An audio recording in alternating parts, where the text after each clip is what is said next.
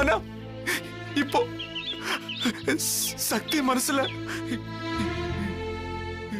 இப்போவும் நந்தினி தான் இருக்கான்னு நான் தெரிஞ்சுக்கிட்டேன். இத நீ மட்டும் முடிவு பண்ற விஷயம் இல்ல. சக்தி கிட்ட இத பத்தின பேச்ச எடுத்தாலே அவன் நிச்சயமா வீட்டை விட்டு ஓடிடுவான். இப்ப சொல்றேன், இந்த நிமிஷம் சொல்றேன், உன்னையும் என்னையும் இனி யாராலையும் பிரிக்க முடியாது. உன்னோட உண்மையான வெற்றி சொல்ற. இனிமே நான் சொல்றத நீ கேட்கணும். கேப்பியா?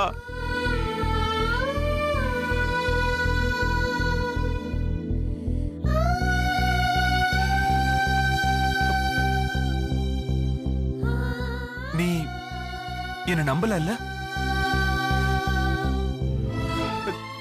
நான் தப்பு பண்ணிட்டேன், அதனாலதான் நீ என்ன நம்பல. அதுக்காக நான் ரொம்ப வருத்தப்பட்டேன். உன்னை நீயே வருத்திக்கிறது பிடிக்காமதான் நான் வீட்டை விட்டே போனேன். அப்புறம் யோசிச்சு பார்த்தேன், நான் செய்யறதெல்லாம் தப்புன்னு எனக்கு புரிய ஆரம்பிச்சது. நீ என் மேல வச்சிருந்த காதல், அந்த நம்பிக்கை, உன் வெற்றி, உன் உண்மையான வெற்றி திரும்பி வந்திருக்க. என்ன புரிஞ்சுக்கோ லக்ஷ்மி, என் காதல புரிஞ்சுக்கோ லக்ஷ்மி.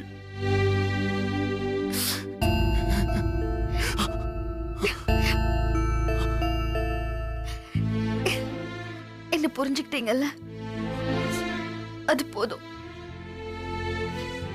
நான் என் வெற்றியை பார்த்துட்டேன். என் வெற்றி நீங்க தான் எனக்கு வேணும். நான் உங்களை எந்த அளவுக்கு லவ் பண்றேன்னு புரிஞ்சுக்கிட்டீங்கல்ல, எனக்கு இது போதும்.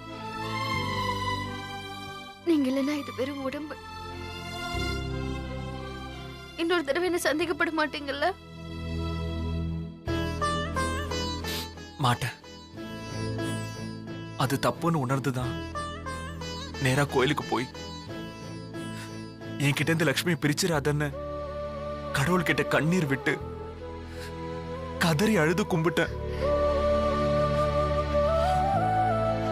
இப்ப நான் தெளிவாயிட்டேன்.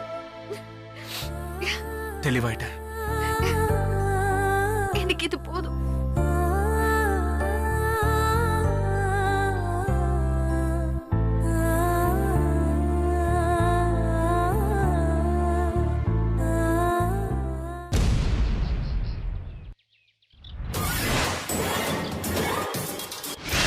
ஏன் இப்படி டார்ச்சர் பண்ற? உன்னை பிடிக்காது, உன்னை கல்யாணம் பண்ணிக்க விரும்பல அப்படின்னு சொன்னல.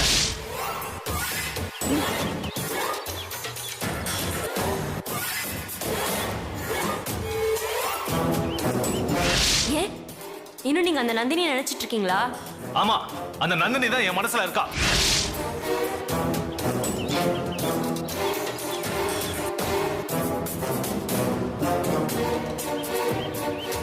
நான் உன்னை நினைச்சா அது ஒண்ணு நடக்குது.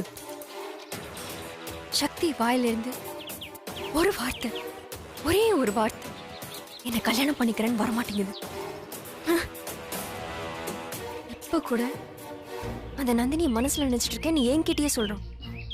தப்பு, ரொம்ப தப்பு. எனக்கு யாரும் பயப்பட மாட்டேங்கிறாங்க. ஏன் என் மிரட்டலுக்கு யாரும் நடுங்க மாட்டேங்கிறாங்க. ஏதாவது பண்ணணும். லக்ஷ்மி இந்த வீட்டுக்கு கல்யாணம் பண்ணிட்டு வந்துட்டானா அப்புறம் அவ சொல்லி என்ன நடக்கும்? எதுவா இருந்தாலும் கல்யாணத்துக்கு முன்னாடியே நடக்கணும். இந்த வீடு ரொம்ப அமைதியா இருக்கு. அந்த அமைதியை கலைக்கணும். என்ன செய்யலாம்?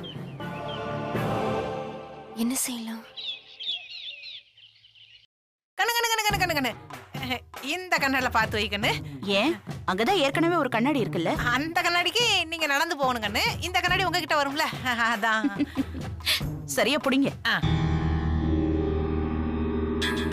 எதுக்கு இந்துவை காப்பாத்த சொன்னீங்க? அவளை கொலை பண்றது என் பிளான்ல இல்லையே. அப்போ கொலை பண்றதுக்கு ஏற்பாடு பண்ணதும் நீங்க தானா?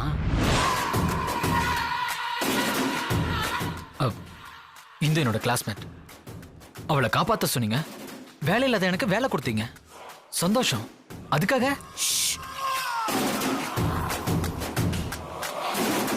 ஒரு வேலை, தங்கறதுக்கு சின்னதா ஒரு இடம், கொஞ்சம் சம்பளம் போதுமா? எனக்கு எதுவும் வேணாம். அவளை விட்டா போதும். என்னம்மா என்ன புள்ள வளர்த்து வச்சிருக்கீங்க நீங்க? மா எல்லாத்துக்கும் ஆசைப்படணும். கண்ணு, அதுக்கு தான் நான் இருக்கேனே, திஸ் மீனாட்சி. இங்கிலீஷ் வேறயா? அது ஒரு வார்த்தை தான் தெரியும் கண்ணு. கண்டினியூ. எனக்கு என்ன ஆசைன்னு கேளுங்களேன். சரி, நீங்க கேட்கலனாலும் நானே சொல்றேன் கேளுங்க. எனக்கு ஒன்றும் பெரிய ஆசையெல்லாம் கிடையாது கண்ணு. 2 கையிலையும் கடவுள் 10 விரல் கொடுத்துருக்காரா, விரலுக்கு ஒண்ணுன்னு ஒரு 10 மோதிரம் கண்ணு. போதுமா? இந்த கையில ஒரு வளையல், இந்த கையில ஒரு வளையல், கழுத்து வெறும் இருக்குல்ல கண்ணு, ஒரு நெக்லஸ் போட்டா அழகா இருக்கும். காதுக்கு ஒரு வைர கல்லு வச்சு சின்னதா ஒரு தோடு, அதுக்கு ஒரு மாட்டல். டிஸ் மீனாட்சி ஏன் சொல்றேன்னா, நீ ஆசையா கேக்குறல்ல, சின்னதா ஒரு வீடு. நான் ஒன்னும் பெருசா நீச்சல் குளத்தோடலாம் அவங்ககிட்ட கேட்க மாட்டேங்கன்னு. வீடு மட்டும் போதுமா இல்ல நீச்சல் குளத்தோட வீடு இருக்கும்போது வாசல்ல ஒரு கப்பல் மாதிரி காரு. நீங்க வச்சிருக்க மாதிரி கப்பல் மாதிரிலாம் கார் வேண்டாங்கன்னு, இந்த பெஞ்சு காருன்னு சொல்றாங்கல்ல, அது ஒண்ணு வாங்கி கொடுத்தீங்கன்னா. இங்க பாரு, நீ நினைச்சது எல்லாத்தையும் விட அதிகமாவே செய்ற. உன் பையனை மட்டும் என் பேச்ச கேட்டு நடக்க சொல்லு. ஏன் கண்ணு, திஸ் மீனாட்சிய ஆசை வார்த்தை காட்டி நீங்க ஏமாத்திர மாட்டீங்களே? ஏமாத்தான் போறேன்.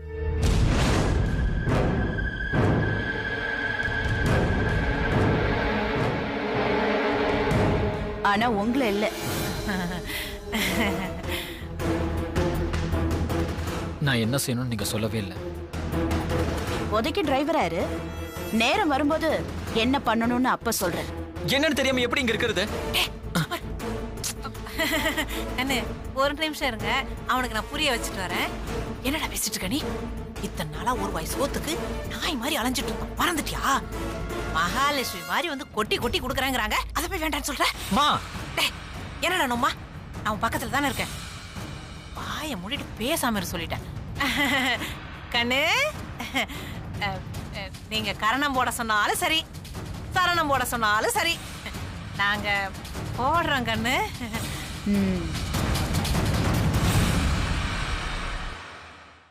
அண்ணி, என்ன நீ பேசிட்டு இருந்தீங்க?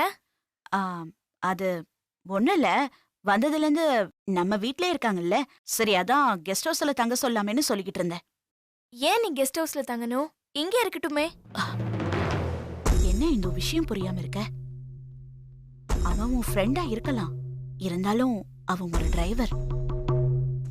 அண்ணி, அவர் என் உயிரை காப்பாத்திருக்காரு. அத மதிச்சுதான் இந்த வீட்ல இடமும் வேலையும் கொடுத்துருக்கோம். என்ன இருந்தாலும் நாம ஒரு டிஸ்டன்ஸ மெயின்டைன் பண்ணணும். நான் இத சொல்றேனேன்னு நினைக்காத. அம்மா உயிரோட இருந்திருந்தாலும் இதத்தான் சொல்லியிருப்பாங்க. இல்ல அண்ணி, நிச்சயமா இல்ல. அத்தை இருந்திருந்தா இப்படி எல்லாம் சொல்லிருக்க மாட்டாங்க. என் வார்த்தைக்கு நிச்சயமா அவங்க மதிப்பு கொடுத்திருப்பாங்க. அப்போ நான் உன்னை மதிக்கலன்னு என்ன குத்தி காட்டுறியா? இந்தோ, நான் பழைய கோடீஸ்வரி இல்ல. இன்னும் நீ என்ன முழுசா நம்பல. ஐயோ அண்ணி, நான் அந்த அர்த்தத்துல சொல்லல. நான் உங்களை முழுசா நம்புறேன். நான் சொல்றேன், அருளால எந்த பிரச்சனையும் வராது. அவங்க நம்ம கூடயே இருக்கட்டும் அண்ணி. அவங்கள பத்தி எனக்கு எதுவும் தெரியாது. உனக்கு நம்பிக்கை இருந்தா எனக்கு ஓகே தான்.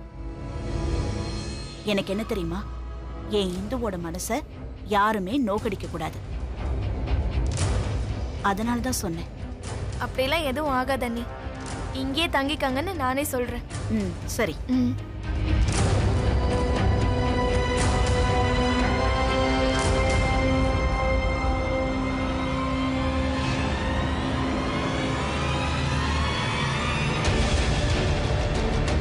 பைத்தியக்காரி.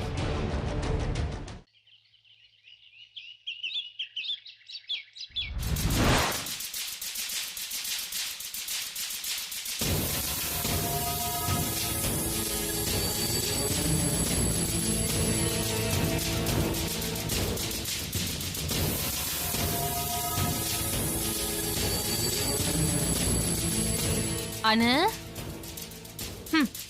சாத்தா இந்த வீட்டுக்குள்ள நுழைஞ்சு லக்ஷ்மி கல்யாணத்துல ஏதோ பெருசா ஒரு பிரளயத்தை உண்டு பண்ணணும்னு எதிர்பார்த்தேன். இது வரைக்கும் அப்படி எதுவுமே நடக்கல. எல்லாரையும் போல நீயும் நல்லா பொங்கி போடுறத சாப்பிட்டுட்டு செக்கு மாடு மாதிரி தானே இந்த வீட்டை சுத்தி சுத்தி வந்துட்டு இருக்க. சரி, ரொம்ப நேரமா இந்த ரூம்குள்ளேயே அடைஞ்சு கிடக்குறாளே, ஏதோ பெருசா பிளான் பண்றா போல இருக்கு. நாமளும் ஹெல்ப் பண்ணலான்னு உள்ள வந்தா நீ என்னடானா செத்த போன மாதிரி இப்படி உட்காந்துட்டு இருக்க. அக்கா, கோவப்பட வேண்டியவங்க மேல கோவப்படாம ஏண்டி ஏன் மேல பாயிர? எப்போ என்ன செய்யணும்னு எனக்கு தெரியும்.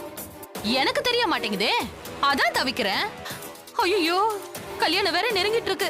புது புடவை, புது நெக்லஸ்னு ஐயோ அவளுக்கு ஏதாவது எடுத்து கொடுத்துக்கிட்டே இருக்காங்க. என் வயிறு பத்திக்கிட்டு எரியுது. யாரு என்ன வேணா பண்ணட்டும், ஆனா அது எல்லாம் இன்னும் கொஞ்ச நேரத்துல முடிவுக்கு வந்துடும். அனு, உண்மையாவா சொல்ற?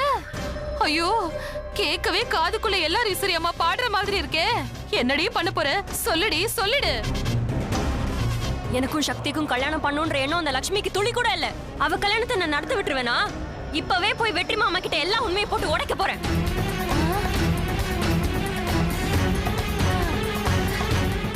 ஐயோ கடவுளே, இவ போற வேகத்தை பார்த்தா ரொம்ப சந்தோஷமா இருக்கு. முருகா, எந்த முறையாவது இவ சொல்றது நல்லபடியா நடத்தி கொடுப்பா. கடவுளே, முருகா.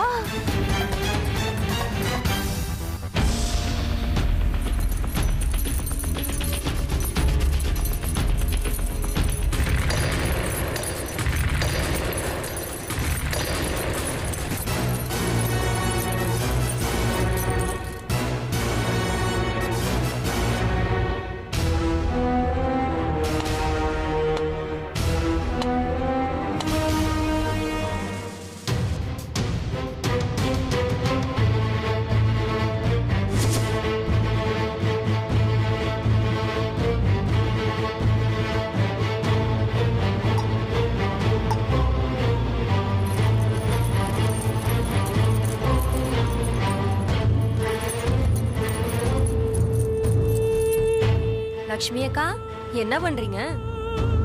வழக்கம் போல வெறுப்பேத்த வந்திருக்கா. நாமளும் கொஞ்சம் வேடிக்கை காட்டுவோம். இல்ல, வெற்றிக்கு ஆப்பமும் தேங்காய் பாலும் ரொம்ப பிடிக்கும். அதான் ரெடி பண்ணிட்டு இருக்கேன். வெற்றி மாமாக்கு இந்த சக்கரை பொங்கல் கூட ரொம்ப பிடிக்குமாமே, தெரியாதா? நல்லா நெய் ஊத்தி முந்திரி பருப்பு போட்டு சுட சுட சக்கரை பொங்கல் பண்ணுங்க. இந்த ராகி போட்டுல அது பண்ணுங்க. நல்லா மொறுமொறுன்னு தோசை ஊத்தி கடலைக்கறியில கடலைக்கறி, அது புதினா சட்னி எல்லாம் பண்ணுங்க. இந்த வீட்ல யார் யாருக்கு என்ன பிடிக்குமோ எல்லாம் சமைச்சு போடுங்க. ஏன்னா இதான் நீ இந்த வீட்ல இருக்க போற கடைசி நாள். அண்ட் இதுதான் நீங்க பண்ண போற கடைசி சமையல். அது பிரம்மாண்டமா இருக்க வேண்டாமா? அனுஷ்கா, ஏன் இப்படி எல்லாம் பேசுற? கவலைப்படாத, இந்த தடவை பேசுறதோட நிறுத்திட மாட்டேன். மொத்த உண்மையையும் போய் வெற்றி மாமா கிட்ட சொல்ல போறேன். திரும்பவும் ஆரம்பிச்சிட்டாளா? சரி, இது வரைக்கும் போதுன்னு பாப்போம். அனுஷ்கா, என்ன நடந்ததுன்னு இப்படி எல்லாம் பண்ற? அனுஷ்கா ப்ளீஸ் டி, இது பாரு, உனக்கு பிடிச்சதெல்லாம் என்னன்னு சொல்லி நான் சமைச்சு தரேன். ஏய், நான் என்ன இங்க கொட்டிக்கிறதுக்கா வந்திருக்கேன்? ஐயோ, அந்த சக்தி என்னடானா நான் மனசுல இல்லன்றான்.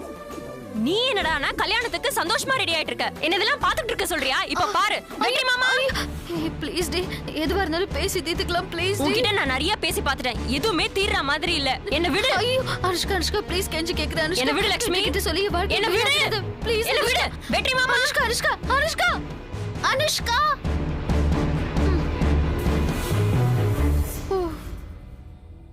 வெற்றி மாமா. அனுஷ்கா, இங்க வாங்க. வரேன். என்ன அனுஷ்கா? வெற்றி மாமா, நான் உங்ககிட்ட ஒரு உண்மையை சொல்லணும். உண்மையா? என்ன அது? இது நீங்க சக்தி லக்ஷ்மி சம்பந்தப்பட்ட விஷயம்.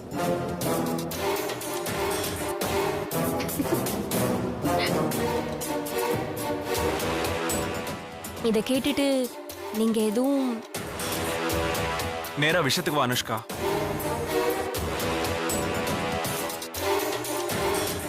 நந்தினி, அதான் நீங்க கல்யாணம் பண்ணிக்க போறீங்களே லக்ஷ்மி, அவளோட முன்னாள் காதலன் யாருன்னு தெரியுமா?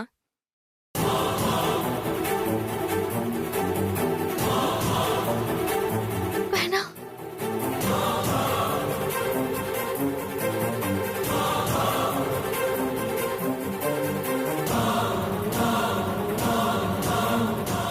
அந்த காதலன் பேரு சக்தி, உங்க தம்பி சக்திவேல்.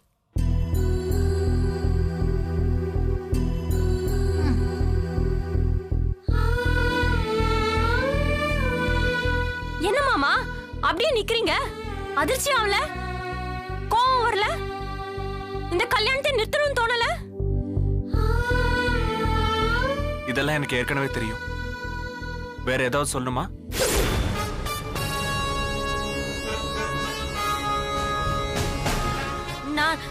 நான் சொல்றது உங்களுக்கு புரியுதுல்ல? உனக்கு தான் புரியலன்னு நினைக்கிறேன். எனக்கு நிறைய வேலை இருக்கு, வரட்டுமா?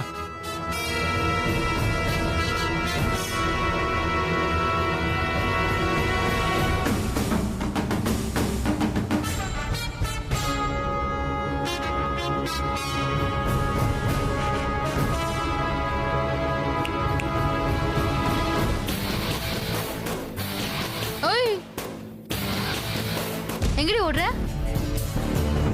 உன்கிட்ட நிறைய பேச வேண்டியிருக்கு. எனக்கு பேசுறதுக்கு எதுவும் இல்ல. வழக்கமா நிறைய பேசுவியடி. வழக்கத்தை மாத்திக்கிட்டேன். ஏய், தோத்துட்டேன்னு சொல்லுடி. நான் தான் வேண்டாம் வேண்டான்னு சொல்றேன்ல, கேட்டியா? தீர்த்துட்டு பேசுறேன், மொத்த குடும்பத்தையும் உட்கார வச்சு பேசுறேன்லாம் சொன்ன. ஏய், உன்கிட்ட பேசுறதுக்கு இப்ப ஆளே இல்ல. நான் வெற்றி கிட்ட மறைச்ச ஒரே ஒரு விஷயத்தை வச்சுக்கிட்டு என்னை எத்தனை தடவை துடிக்க வச்சிருப்பேன். தினம் தினம் உன்னை பார்த்து பார்த்து சாகிறத விட துணிஞ்ச உண்மையெல்லாம் சொல்லிடலான்னு சொல்லிட்டேன். இப்ப எனக்கும் வெற்றிக்கும் நடுவுல எந்த ரகசியமும் இல்ல. இது தெரியாம போய் குழந்தை மாதிரி அவர்கிட்ட சொல்லிட்டு இருக்க. ஒரு சின்ன கேப்ல நுழைஞ்சு என்ன ஆட்டம் ஆன. சக்தியை நான் உனக்கு கல்யாணம் பண்ணி வைக்கிறேன், கொஞ்ச நாள் இந்த வீட்டை விட்டு விலகிடுன்னு சொன்னேன். எதுக்கு? நீ திருந்தறதுக்காக. நீ திருந்தல. சரின்னு தலையாட்டிட்டு போயிட்டு ஏதோ பேய் மாதிரி இந்த வீட்டுக்குள்ள வர. நானும் சக்தி எடுத்துக்கிட்ட போட்டோவை வச்சு மிரட்டுறியா? போன்ல ஸ்கிரீன் சேவரை வச்சு என்ன மிரட்டிட்டு இருக்க. டார்ச்சர் பண்ற, தூக்க மாத்திரை சாப்பிடுற, கிணத்துல விழற. எல்லாத்துக்கும் மேல இந்த வீட்டுக்குள்ள நுழைஞ்சு நீ எழுத்த எழுப்புக்கெல்லாம் என்ன ரப்பர் மாதிரி எழுத்தல்ல.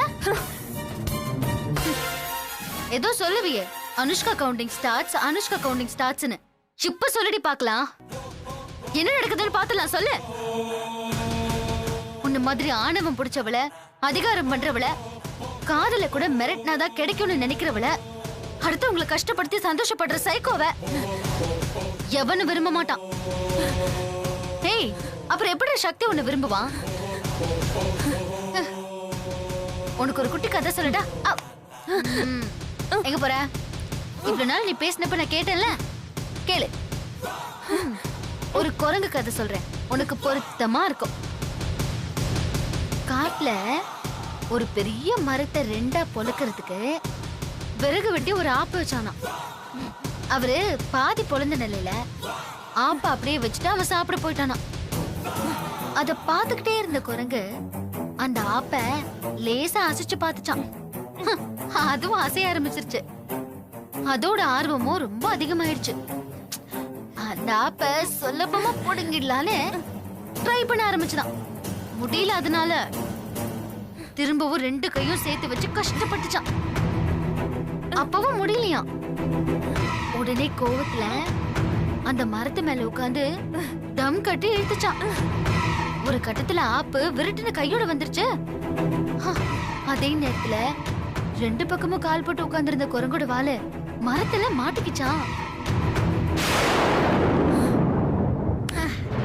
அதே நிலைமைதான் உனக்கும். ம்? ஓய், எங்க கிளம்பிட்ட? என்னை எவ்வளவு கஷ்டப்படுத்திருப்ப. உனக்கு ஏதாவது ஒண்ணு கொடுக்கணும்.